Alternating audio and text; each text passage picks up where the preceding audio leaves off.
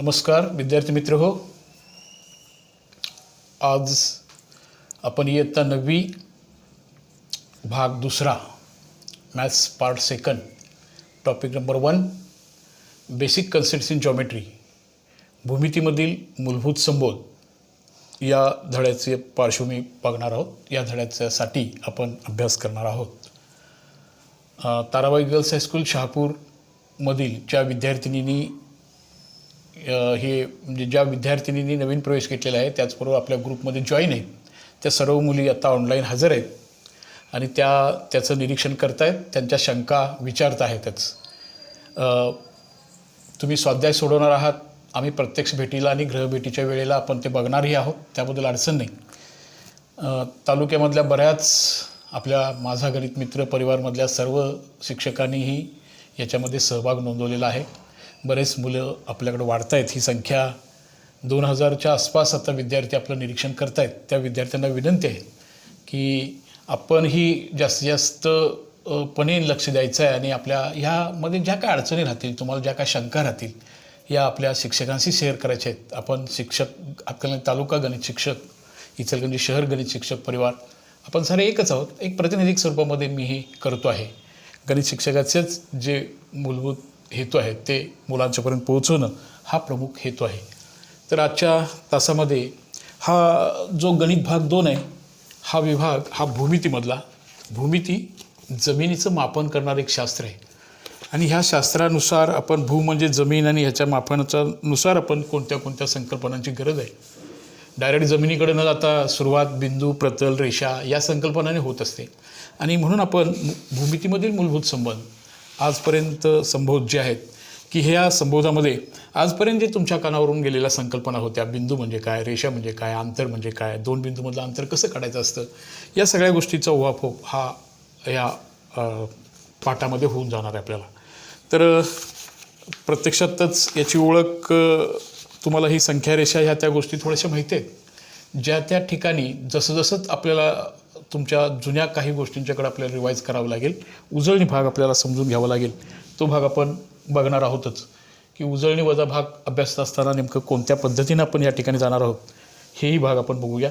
या ठिकाणी आता आपण डायरेक्ट याची ओळख करून घेत असताना नेमकं काय संकल्पना आहे बघूया. अगोदर डायरेक्ट आपण सराव संच 1.1 मध्ये जाऊया, म्हणजे जेणेकरून ज्या त्या विभागामध्ये आपल्याला त्याचं रिवाईज करून घेता येईल आणि मग त्याची उजळणीकडे जाता येईल.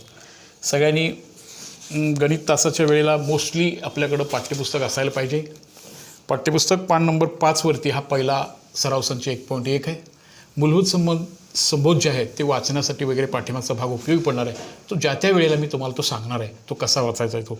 तुम्ही मात्र नीट हे बघा, पहिला अभ्यास कसा आहे बघा. जास्तीत जास्त मुलांनी आपल्या मैत्रिणींना वगैरे हे शेअर करा. ज्या मैत्रिणींच्याकडे पुस्तकं अवेलेबल नाही त्यांनाही मदत करा, त्यांनाही अभ्यासाच्या प्रवाहामध्ये आणूया. आता आपल्याला थांबून चालणार नाही. अभ्यास करणं, अभ्यासामध्ये राहणं याची गरज आहे. लवकरच हे सगळं ऑनलाईन शिक्षण थांबवून आपण ऑफलाईनकडं कसं जाता येईल ह्यासाठी सर्वस्तरीय प्रयत्न सुरू आहेत. बघूया जितकं सहकार्य लवकरात लवकर मिळेल तेवढ्या लवकर आपण सर्व शिक्षक सर्वजण आपण एकत्रित येणार आहोत. त्याच्याबद्दल काही विषय नाही आहे.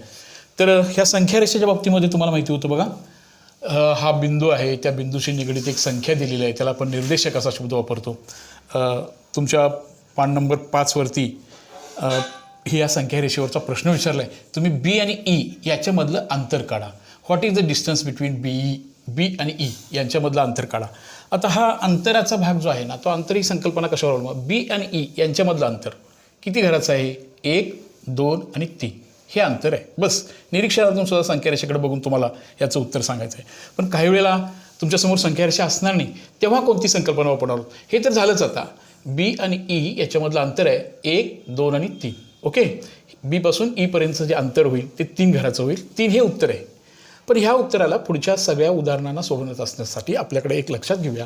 निर्देशक बिंदूमधला निर्देशकाचं बिंदूवरून अंतर काढण्याचं एक सूत्र म्हणून लक्षात घेऊया.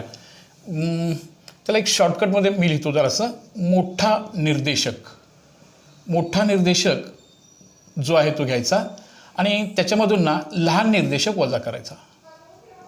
काही माझे गणित मित्र शिक्षक म्हणजे फार छान पद्धतीनं मुलांना सांगताना मी ऐकलं आहे, म्हणजे इन्स्पेक्शनच्या वेळी वगैरे मोनी असं म्हणतात शॉर्टकटमध्ये, मोनी आणि ह्याला लनी. किंवा लोणी लनी असं. मोठ्या निर्देशकमधून लहान निर्देशक वजा करा. बघूया आता.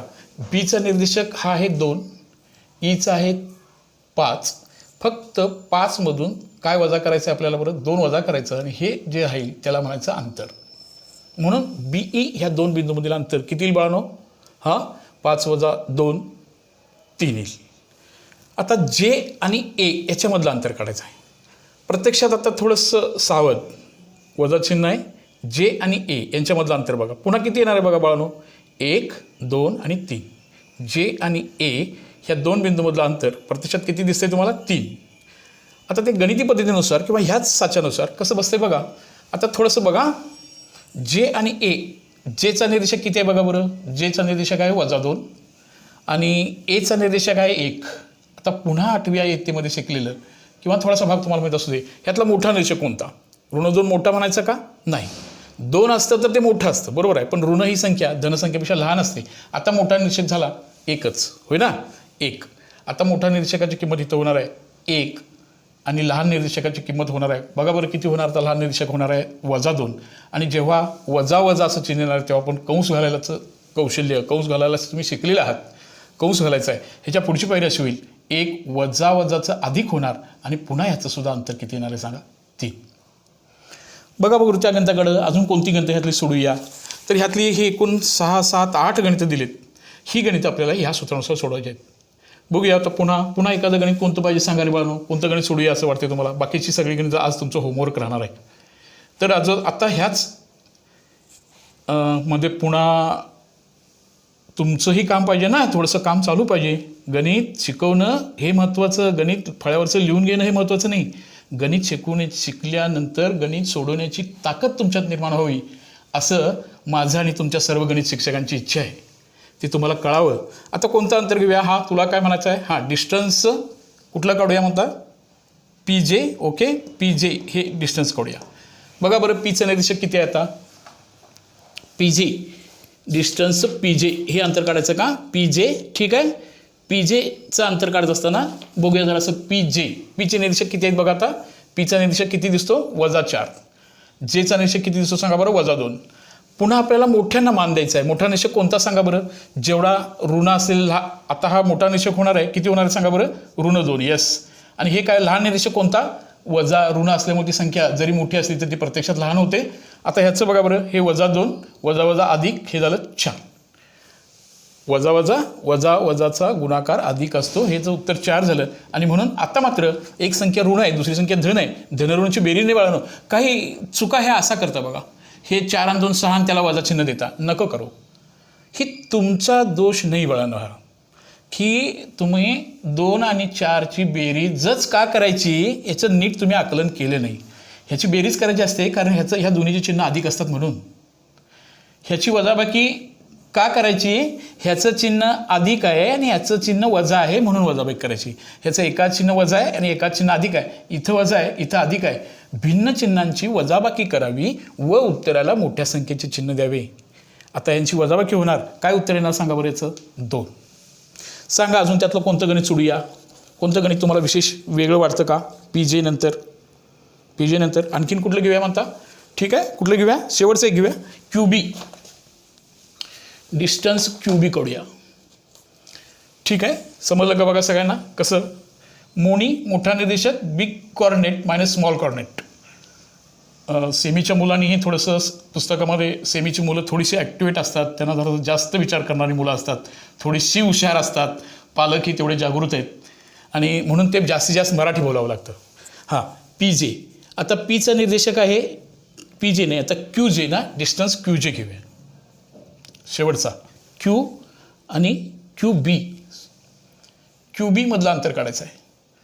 Q आणि B. एक निर्देशक ऋण आहे, दुसरा धन आहे. -5 मोठं काय 2 मोठं सांगा? मोठा निर्देशक कुठला होणार सांगा? आता Bचं निर्देशक मोठा होणार नाही का? Bचा निर्देशक मोठा म्हणून त्याला पहिलं स्थान देऊया. नंतर वजा चिन्ह. लहान निर्देशकासाठी पुन्हा वजा चिन्ह आहे, -5. आणि मग आता आपल्याला हे 2 वजा वजा अधिक होईल, हे 5 झालं. तर एकूण आता आपल्याकडं आता याचं उत्तर होणार आहे 7. आलं लक्षात? पहिल्या आकृतीवरचे प्रश्न सगळ्यांना सोडवता येतील ना? समजलं का बघा पहिला प्रश्न? चला असाच आता दुसरा प्रश्न, परीक्षेत जेव्हा असं एखादी संख्या रेषा दिली जाईल, तसं हे 6वी-7वीमधलं काम आहे, तेव्हा पी क्यू आणि बी मधलं अंतर तुम्ही सरळ मोजू शकता. 1 2 3 4 5 6 7 7 उत्तर डायरेक्ट लिहिलं तरी आपल्याला मार्क्स मिळतील, काय अडचण नाही. पण प्रश्न दुसऱ्यासाठी मात्र संख्या रेषा तुमच्यासमोर असणार नाही, तेव्हा आपल्याला हाच पॅटर्न वापरावा लागेल, नाही का. मोठा निरीक्षक वजा लहान निर्देशक हा या पॅटर्नचा, म्हणून आपण सुरुवातीपासूनच त्याची ओळख करून घेतली की या तंत्रानं आपण जाऊया. मोनी लनी लोनी, तुम्ही लक्षात ठेवायचं टेक्निक वेगवेगळं असू शकतं. काही शंका तुम्हाला आली, तुमच्या शिक्षकांशी शेअर करा. तुमच्या माझ्याहीपेक्षा किंवा इव्हन आपण सारेजण एकच आहोत, आमचे गणित शिक्षक सगळेच, माझे गणित तालुक्यामधले, इचलकरंजी शहरामध्ये सर्व मित्र आपण एकच आहोत. त्यांच्याशी तुमच्या ज्या काही शंका कुशंका असतील त्या शेअर करू शकता. माझ्या शाळेतील मुली फक्त माझ्याशी संपर्क साधू शकतील, पण बाकीच्या शिक्षकांचे फोन नंबर्स वगैरे सगळे अवेलेबल आहेत. प्रत्येक गणित शिक्षक, विज्ञान शिक्षक तुमच्यासाठी धडपडत आहेत, तुमच्यापर्यंत काही ना काहीतरी स्वरूपामध्ये पोहोचत आहेत. त्यांच्यासाठी तुमच्यासाठी असणारी जी तळमळ आहे ती कधी पूर्ण होणार आहे, तुम्ही त्यांना शंका विचारलं पाहिजे, पालकांना ते दाखवलं पाहिजे. आपण सोडवलेलं काम, शाळेतून नेमकं कोणता भाग आज शिकला आपण, ते काय चालू झालं आहे, हे तुमचा दृष्टिकोन असला पाहिजे. असं होतं प्रश्न पहिला. प्रश्न दुसऱ्यामध्ये काय सांगितले बघा.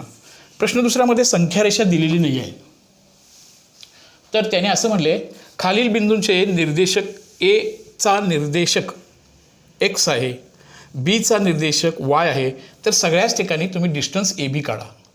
एक्स म्हणजे एचा निरीक्षक घ्यायचा आहे आणि वाय म्हणजे बीचा निरीक्षक घ्यायचा आहे. आणि मात्र आता कसं करायचं आहे बघा. पहिला निरीक्षक एक्सची किंमत 1 घ्यायला सांगितल्या, वायची किंमत 7 घ्यायला सांगितल्या. अगदी सोपं, तोंडी सोडूया. सांगा बघूया कोण सांगते. मोठ्या निर्देशकातून लहान निर्देशक वजा करायचा. 1 7 याच्यामधलं अंतर किती घराचं होणार आहे, तोंडी सांगता येईल किती होणार. या 7 मधून हा 1 वजा होणार. उत्तर किती येणार बाळांनो, सांगा बघूया. काय उत्तर येईल, 6. ओके, 7 मधून 1 वजा होईल, 6 उत्तर होईल. दुसऱ्या प्रश्नामध्ये जर असं बघूया का, याचं निर्देशक आहे 6, म्हणजे एचा निर्देशक घ्यायचा आहे 6 आणि वायची किंमत घ्यायची आहे बघा -2. आता मोठा निर्देशक मग वजा लहान निर्देशक. आता थोडंसं जरासं गणितावरच्या बाबतीमध्ये चिन्हांकित संख्येमध्ये जेव्हा बदल होईल तेव्हा थोडं बघा काय होणार आहे. 6 आणि 2 अधिक 2 असतं तर त्याच्यामधलं उत्तर 4 आलं असतं, नाही का. पण आता एक संख्या धन बाजूला असणार आहे, एक संख्या ऋण बाजूला असणार आहे. आता तोंडी सांगते, कोण सांगते बघा, यांच्यामधली घरामध्ये किती अंतर होईल. या बाजूला 6 घरं पुढं जायचं आहे आणि या बाजूला 2 घरं पुढं जायचं आहे. एकूण किती घरं राहतील. 6 आणि 2ची काय होणार सांगा, बेरीज होणार. बघा बरं का होणार. मग यासाठी सरळ आपल्याकडे तंत्र आहे, तिथं कन्फ्युजन नाही करून घ्यायचं. डिस्टन्स ए बी म्हणजे मोठा निर्देशक वजा लहान निर्देशक. मोठ्या निर्देशकाची किंमत आहे 6 वजा लहान निर्देशकाची किंमत आहे -2. पुन्हा काळजीपूर्वक वजा वजा अधिक होणार, 6 आणि 2 याचं उत्तर 8 येणार. बरोबर समजलं का बघा. असा हा दुसरा प्रश्न होता. दुसऱ्या प्रश्नामधला आणखीन कुठलं गणित तुम्हाला कठीण वाटतंय का, सांगा बघूया जरा. प्रश्न दुसऱ्यामधलं कुठलं गणित घ्यावं असं वाटतं तुम्हाला, वेगळं काय वाटतं का, कठीण काय असेल तर सांगा जरूर. वजा वजा असणार एक घेऊया का, ठीक आहे. -4 आणि -5, -4 आणि -5 हे निर्देशक घेऊया का, ठीक आहे. एक्सची किंमत घ्यायची आहे -4. तोंडी जरासं तर्क बाणा बघूया. -4 -5 ह्या दोन्ही संख्या धन दिशेला असणार आहेत काय ऋण दिशेला असणार आहेत. दोन्हीच्या दोन्ही चिन्ह वजा आहेत. आता ह्यातली मोठी संख्या कोणती, ह्यात जरी चूक झाली तरी उत्तर चुकणार आहे बरं का. मोठे निरीक्षक कोणता ते नीट बघा. मोठ्या निरीक्षक कोणता सांगा. कोण सांगते बघूया. मोठा निरीक्षक, मोठ्या निरीक्षकाची किंमत असणार आहे बघा बरं. -5 मोठं का नाही आहे, -5 ही संख्या लहान आहे. आता काय होणार बघा. मोठा निरीक्षक होणार आहे -4 वजा आणि कंसात -5 -4 वजा वजा अधिक. आता अधिक वजा 4 आणि 5 9 नाही बरं का, कारण याचं असं काही मुलांच्या मध्ये असं आहे बघा, हे असं करतात 4 आणि 5 9 आणि त्याला वजा चिन्ह देतात. नको, भिन्न चिन्हांची वजाबाकी करावी आणि उत्तराला मोठ्या संख्येत चिन्ह द्यावं. 5 मधून 4 गेले आणि याचं 1. तुम्ही असा एक विचार करा, कुठल्याही गणितामध्ये अंतर काढताना अंतराचं चिन्ह वजा येणार नाही. अंतर हे नेहमी धनच असणार आहे. कुणाचं उत्तर जर उलटं झालं, तुम्ही मोठा निरीक्षक लहान निरीक्षकामध्ये अदलाबदल केला तर उत्तर वजा येणार आहे. तेव्हा सावधान. अंतर कधी वजा असत नाही. कोल्हापूर आणि इचलकरंजीमधलं अंतर वजा 30 किलोमीटर आहे असं कोणी कोल्हापूरवाल्यांनी किंवा इचलकरंजीवाल्यांनी म्हणायचं नाही आहे. अंतर हे नेहमी धन घ्यायचं आहे. कोणत्याही दिशेनं तुम्ही जा, कोणत्याही दिशेनं मोजा, अंतर हे धन असणार आहे. तसं हे अंतराचा भाग होता. ही संकल्पना ही तुमच्यात सदृढ झाली पाहिजे. ओके. अशा रीतीनं प्रश्न दुसरा तुम्ही उर्वरित उदाहरणं तुम्ही सोडवणार आहात, शंका जरूर शेअर करणार आहात. एक तोंडी बघा बरं. एक्सची किंमत 4 घेऊया शेवटचं, आणि वायची किंमत घ्यायची आहे -8. तोंडी उत्तर कोण सांगते रे? तोंडी उत्तर -4 धन दिशेला जायचं आहे आणि ऋण दिशेला -8 द्यायचं आहे. मोठा दिशा कोणता होणार बघा? 4 -8. आता प्रत्यक्षात काय होणार? बेरीज होणार का वजाबाकी होणार? हां, काय होणार सांगा बरं प्रत्यक्षात त्याची? 4 वजा अधिक 8, आणि एकूण उत्तर किती येणार सांगा बाळांनो? 12. ओके. अशा रीतीनं हा तुम्ही प्रश्न दुसरा पूर्ण करणार आहात. आता आपण प्रश्न तिसऱ्याकडे जाऊया. भूमितीमधले जे नवीन संबोध पूर्वी दिलेत ना, थोडे आपण पुढे शिकत जाऊया. खाली दिलेल्या बिंदूवरून कोणता बिंदू इतर 2 बिंदूंच्या दरम्यान आहे ते दिलेल्या बिंदू एकरेषीय नसतील तर ते लिहा. खाली दिलेले माहितीवरून कोणता बिंदू इतर 2 बिंदूंच्या दरम्यान आहे ते ठरवा. दिलेले बिंदू एकरेषीय नसतील तर तसेही लिहा. ही काय अर्थ आहे बघा बरं. एकरेषीय असणे म्हणजे काय, एकरेषीय नसणे म्हणजे काय, बघूया. त्या उदाहरणामधूनच थोडंसं पुढे जाऊया आपण. पहिलं उदाहरण बघा. एकरेषीयता असणारं आणि एकरेषीयता नसणारं. अगदी संबोध फार सुंदर आहेत ते. एका तुम्ही हायवेच्या वरती गावाची नावं आहेत, एकाच रोडवरती असणारी गावं, आणि किंवा तिरक्या मार्गाने जाणारं, जर तिरकस दिशेला तर ते गाव असेल, त्याच्यामधल्या अंतरामधला फरक हा आपल्याला कसा असणार आहे तो आता बघून घेऊया. हा प्रश्न तिसरा मधला हा भाग बघतोय आपण. प्रश्न तिसऱ्यामध्ये खाली दिलेले माहितीवरून हे बिंदूमध्ये दरम्यानचा संबंध ठरवा. दरम्यानता म्हणजे काय, आणि त्यानंतर ते बिंदू एकरेषीय आहेत की नाही ठरवूया. प्रत्यक्षात एखाद्या ह्या उदाहरणामधूनच जाऊया आपण. काय म्हणतात बघा. Distance between P and R, that is distance PR is equal to 7. Distance PQ, distance in between 2 points, that is P and Q, is 10, and distance QR is equal to 3. Then what is your conclusion? They are linear or not collinear? आता इथं असं करायचं आहे. इथं सर्वात मोठा रेषाखंड घ्यायचा. हे संख्येवरनं ठरवूया. ह्या रेषाखंडाची लांबी 7 आहे, ह्याच्यामधलं अंतर 7 आहे, याच्यामधलं 3 आहे, आणि याच्यामधलं 10 आहे. एक मोठा रेषाखंड आपण फिक्स करून ठेवूया, हा 10. आता इतर दोनांचं ॲडिशन तपासूया. इतर दोनांचं ॲडिशन म्हणजे कोण कोण आहे बघा बरं. डिस्टन्स PR 7 आहे, आणि डिस्टन्स QR, ह्या दोन्हीची बेरीज तपासून बघूया काय होते. Distance QR, distance in between Q and R, ह्याचं बेरीज बघूया. ह्याच्यासाठी 7 संख्या आहे, ह्याच्यासाठी 3 संख्या आहे. आता याची बेरीजसुद्धा 10 झाली. आता what is your observation here? तुमचं निरीक्षण काय पाहिजे बघा. इथं मला असं दिसतंय, distance in between P and Q, distance PQ is equal to, त्याचं जे उत्तर आलं, याचं जे उत्तर आहे, हे उत्तर ह्या दोन्हीच्या बेरीज एवढं आहे. बघा बरं. डिस्टन्स PR आणि डिस्टन्स QR असं आहे. निरीक्षण बघा. ह्या दोन्हीची बेरीज 10 आहे, ह्या दोन्हीची बेरीज 10 आहे, म्हणजे डिस्टन्स PQ, याचंही उत्तर 10 आलेलं आहे, याचंही उत्तर 10 आलेलं आहे. ह्याचा अर्थ डिस्टन्स PQ. आता तुम्हाला समजलं का बघा. हे डिस्टन्स P आणि Q, ह्या 2 बिंदूंच्या मधलं अंतर, P इथं असावा, P आणि Q ह्या 2 बिंदूंच्या मधलं अंतर हे 10 आहे. P आणि R, आता P आणि R हे अंतर 7 आहे. हे 10 असेल तर इथं कुठेतरी आपण R, हे 7 आहे, हे 3 आहे. ह्या गावापासून हे गाव 7 किलोमीटर आहे, ह्याच्यापासून हे 3 किलोमीटर आहे, आणि ही टोकाची 2 गावामधलं अंतर 10 किलोमीटर आहे. ह्याचा अर्थ ते एकाच रोडवरची गाव आहेत, एका हायवेवरचं ते गाव आहे निश्चितपणे. बरोबर.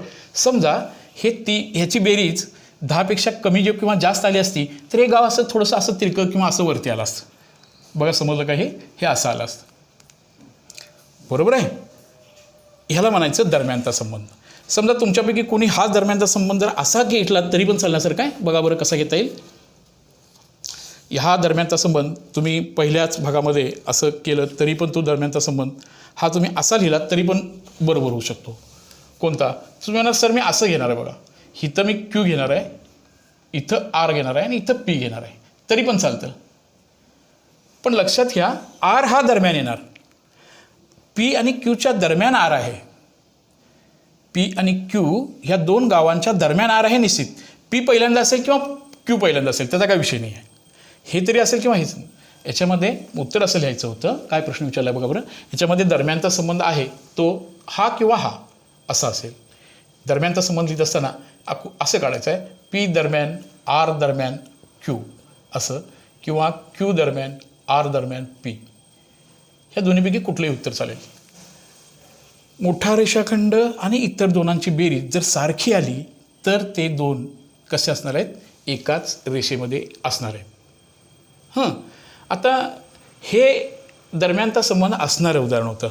बघूया जरा पुढच्या गणितामध्ये जाऊया आपण. पुढच्या गणितामध्ये काय म्हणले बघा. आता डिस्टन्स आर एस आहे,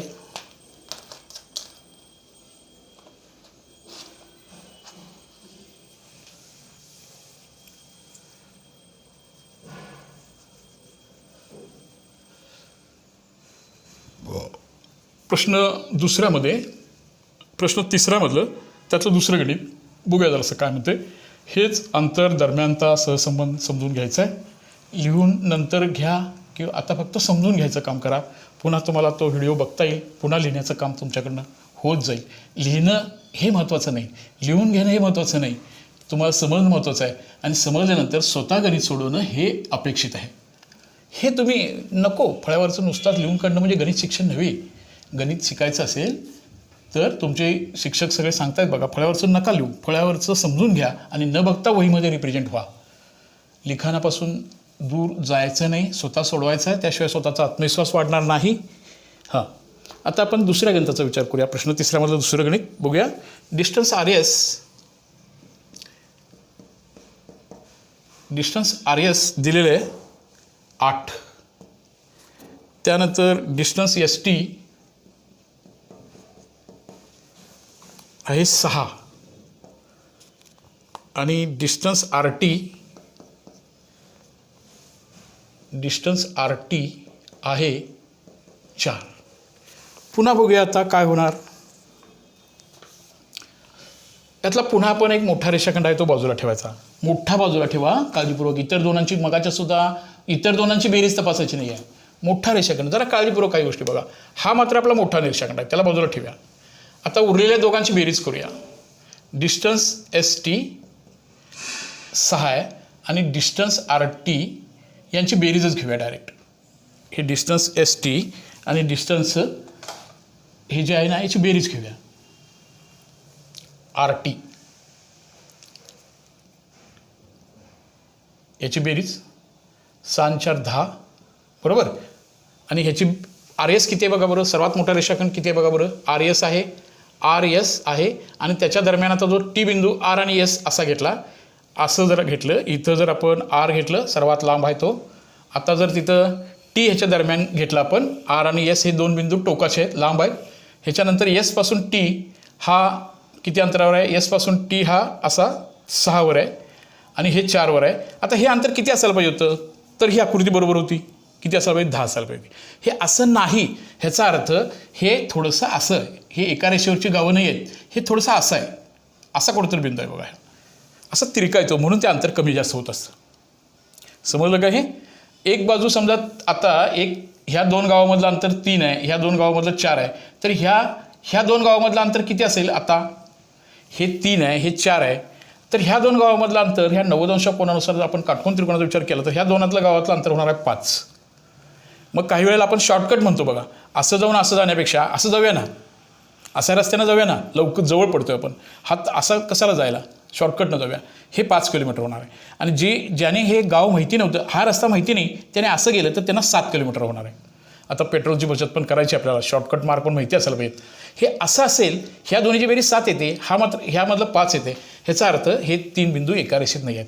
तसा हा थोडासा अर्थ आहे. हा डायरेक्ट थोडासा असा बेंडिंग आहे, म्हणजे इथं दरम्यानचा संबंध नाही आहे, म्हणून आपण असं लिहिणार आहोत. हे लिहित असताना असं लिहायचं आहे.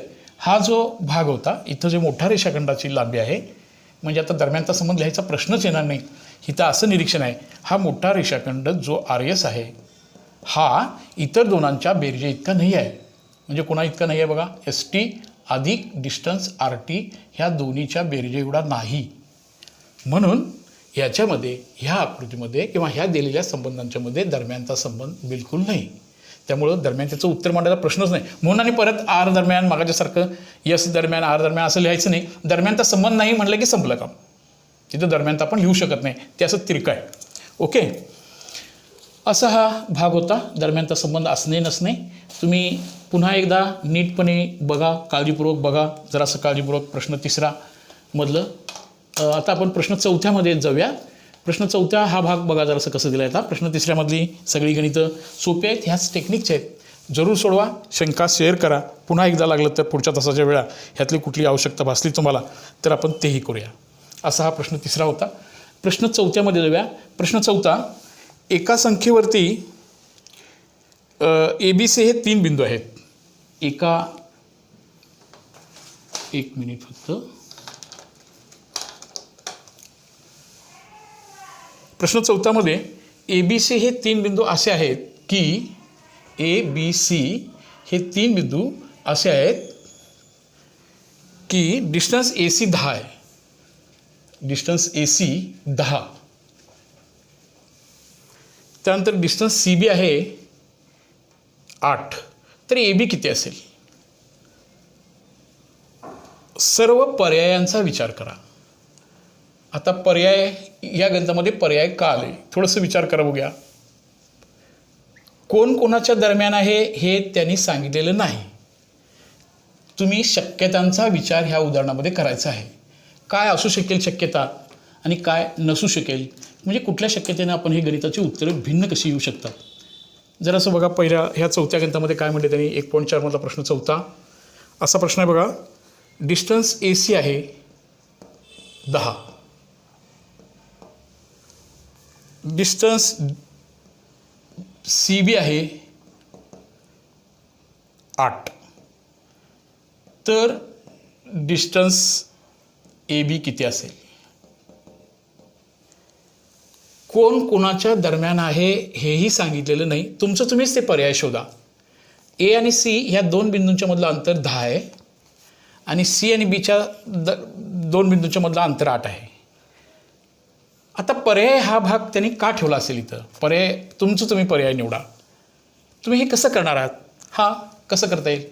AB किती घेणार सांगा, तोंडी सांगा. हे A आणि C 10 आहे, C आणि B 8 आहे. AB किती उत्तर घेऊया? किती घेऊया? 18. बरोबर आहे उत्तर. 18 हे तुम्ही उत्तर सांगितलं तेव्हा एक पॉसिबिलिटीचा तुम्ही विचार केला. कोणती पॉसिबिलिटी घेतला बघा आता तिथं? कोणती पॉसिबिलिटीचा विचार केला बघा बरं? 18 ह्या जेव्हा तुम्ही उत्तर घेतलात तेव्हा तिथं पॉसिबिलिटी कोणती विचारात घेतलात? तुम्ही अप्रत्यक्षरित्या एक गोष्ट तुम्ही तिथं घेतात. जेव्हा 18 उत्तर म्हणायचं आहे ह्याचा अर्थ A आणि B अशी 2 गावं ही टोकाला आहेत, त्यांच्यामधलं अंतर हे 18 किलोमीटर आहे असं तुम्ही म्हटलात. आणि ह्याच्या दरम्यान A पासून C हे असं तुम्ही गृहीत धरलात. हे AC 8 पहिला पर्याय आणि हे तुम्ही AC आहे 10 आणि हे तुम्ही 8 आहे आणि म्हणून तुम्ही AB काय म्हटलं सांगा बरं? हा असे कन्सिडर केलात, म्हणजे याचं उत्तर 18 म्हटलं. आता डिस्टन्स AB बरोबर पहिला पर्याय क्रमांक 1 काय म्हटलं? पर्याय A, C आणि B ही दरम्यानचा संबंध असे असेल तर आता असं होणार, ह्या मोठा रेषाखंड हा छोट्या 2 रेषाखंडांच्या बेरजे एवढा असणार. म्हणजे AC आणि प्लस काय असणार सांगा बरं? काय असणार? CB ह्या दोन्हीच्या बेरजे एवढा असणार. आता डिस्टन्स AB काढत असताना ACची लांबी तुम्ही 10 भरणार आहात आणि CBची लांबी 8 घेणार आहात आणि असं उत्तर त्याचं तुम्ही 18 सांगितलं. आता परीक्षेमध्ये हा प्रश्न आला आहे की सर्व पर्यायांचा विचार करा असं सांगितलं आहे आणि तुम्ही उत्तर एवढं सोडलात तर समजा हे गणित 3 मार्काचं असेल तर 1.5 मार्क आपल्याला मिळणार आहे. कारण तुम्ही त्याने असं सांगितलं नव्हतं तुम्हाला A आणि Bच्या दरम्यान C आहे, हे तुम्ही कन्सिडर केलं. मग काही मुलं काय दुसरी पर्याय काय असू शकेल सांगा? हा आता दुसरा पर्याय काय असू शकेल बघा बरं. हा 18 नंतर तर दुसरी एक पॉसिबिलिटी जरा असं विचार करा बघूया काय पॉसिबिलिटी असू शकेल. हा पर्याय क्रमांक 2 कसा असू शकेल असं वाटते तुम्हाला? दुसरं अजून एक पर्याय असू शकेल, काय उत्तर येऊ शकेल त्याचं आणखीन एक उत्तर येऊ शकतं. हां, पर्याय क्रमांक 2 असा विचारात घेऊया. आता समजा असा आहे, हां बरोबर, असं नव्हतं सांगितलं ना. C नावाचं जे गाव आहे ते A आणि Bच्या दरम्यान असं सांगितलं नव्हतं आपल्याला, आपण कन्सिडर केलं. मग काही दुसरा ऑप्शनल एक असा येऊ शकतो, असं असू शकेल ए आणि बीच्या दरम्यान असं असू शकेल ना, ए आणि सीच्या दरम्यान बी हे गाव असू शकेल, तेव्हा ए बीचं अंतर किती असेल हे आपल्याला माहीत असायला पाहिजे, नाही का? आता आता काय होणार सांगा बरं. सर्वात आत्ता जी दरम्यानचा संबंध होती, ए आणि बी ही दोन गावं टोकाला होती म्हणून आपण डिस्टन्स ए बी म्हणलो, आणि हे दोन छोटे रेषाखंड होते म्हणून याची बेरीज घेतलो. आता टोकाचे गाव आहेत डिस्टन्स ए सी, हे गाव दूरवरचं आहे. हे जे डिस्टन्स ए सी आहे हे कोणापासून बनले सांगा आता. ए सी हे छोट्या दोन म्हणजे डिस्टन्स ए बी पासून बनलेलं आहे, ए बी, आणि काय सांगा बरं हे डिस्टन्स काय होणार सांगा आता, बी सी असं होणार. आता ए सीची लांबी त्याने किती दिली बघूया. ए सी बरोबर 10 दिले. आता ए बी किती दिलाय बरं. ए बी आपल्याला तो काढायला सांगितला आहे, आणि बी सीची लांबी किती दिल्या बघा बरं, 8 दिला. आता आपल्याला हे पुढं सोडवायचं आहे. ह्या छोट्या एका चलामधल्या समीकरणानं सोडवायला तुम्ही 8वीपासून किंवा 7वीपासून चांगल्या रीतीने शिकलेला आहात. काय होणार, ही जर लांबी काढायची असेल आपल्याला तर काय होणार सांगा बरं. 10 वजा 8 म्हणजे हे एक्स राहणार. किती उत्तर येणार सांगा बरं आता. 10 मधून 8 गेले, किती उत्तर येणार सांगा. हां यस, किती उत्तर येणार, 2. हा दुसरा पर्याय झाला. तुम्ही तिसरा पर्याय असा विचार केला, सीला सर पहिल्यांदा काय नंतर घ्या, उत्तर बदलणार नाही. दरम्यान त्याचा संबंधमधला एकदा सीला दरम्यान घेऊया आणि एकदा बीला दरम्यान घेऊया. ह्या दोन्ही केसेसचा विचार करून आपल्याला आता हे गणित पूर्ण झालं. उत्तर लिहित असताना पहिल्या पर्यायाचं उत्तर आहे 18. डिस्टन्स ए बी 18 असू शकेल किंवा डिस्टन्स ए बी हे 2 सुद्धा उत्तर बरोबर आहे. समजलं सगळ्यांना प्रश्न चौथा. बघा उर्वरित प्रश्न सोडवणार आहातच तुम्ही. आता एक्स वाय झेड हे बिंदू एकरेषी असतील. प्रश्न 5वा ही सेम टू सेम असा आहे बघा. प्रश्न 5वा बघताय जरा. प्रश्न 5वा बघूया. प्रश्न 5वा काय प्रश्न 5वा काय म्हणले बघा. आता इथंही 2 पर्यायांचा विचार करावा लागेल, बरोबर ना. हां, X Y Z are a collinear such that X Y is equal to 17 and Y Z is equal to 8, then find the X Z. असं सेमीच्या मुलांच्यासाठी असा भाग आहे बघा. 5वं उदाहरण बघा जरा असं काळजीपूर्वक. याच्यामध्ये पण पर्यायाचा विचार करावा लागेल की नाही करायला लागेल. दोन्ही पर्यायानं आपल्याला उत्तर याचं काढावं लागेल. बघा बरं, त्यांनी दरम्यानचा संबंध दिलेला नाही. दरम्यानचा संबंध जेव्हा दिला असतो ना तेव्हा ते डेफिनेटली ही 2 गावं ह्या टोकाला आहेत किंवा ह्याची दरम्यान आहे आपण असं म्हणू शकतो. दरम्यानता ही व्यावहारिक संकल्पना आहे. आपली इचलकरंजी आणि शिरदवाड याच्या दरम्यान पंचगंगा ही नदी वाहते. दरम्यान म्हणजे ॲक्च्युअली मिड पॉईंट वगैरे नाही आहे, दरम्यान आहे. ॲक्च्युली करेक्ट मध्यबिंदूतून जाते असा अर्थ नाही आहे.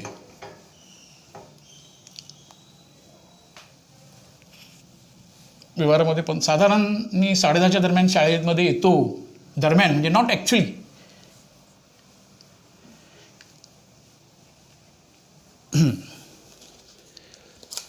पाचव्या उदाहरणाचा विचार करूया जरा असं आपण.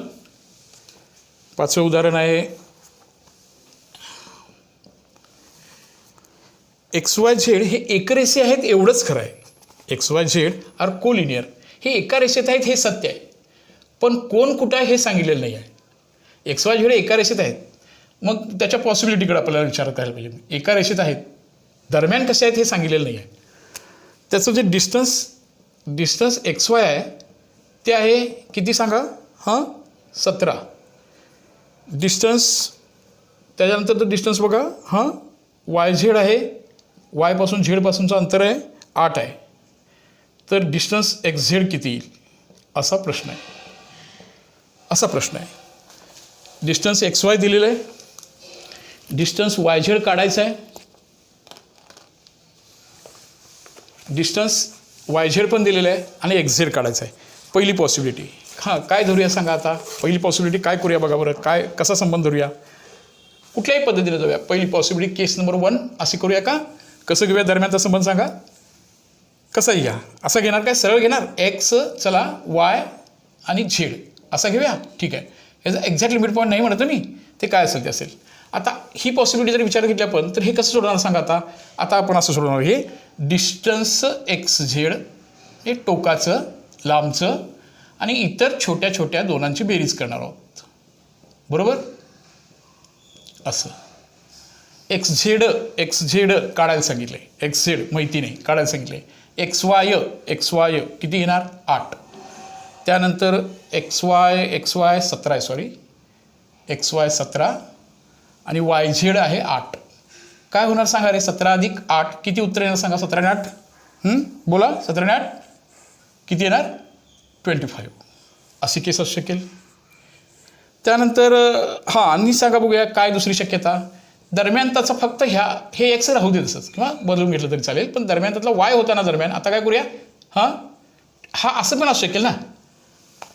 ह्या पहिल्या केसमध्ये सुद्धा X Y Z are collinear, एकरेषी आहेत, आणि दुसऱ्यामध्ये सुद्धा X Y Z are collinear. X Y Z अनुक्रमे एकरेषी आहेत असा शब्द नाही आहे तिथं. आलं का लक्षात?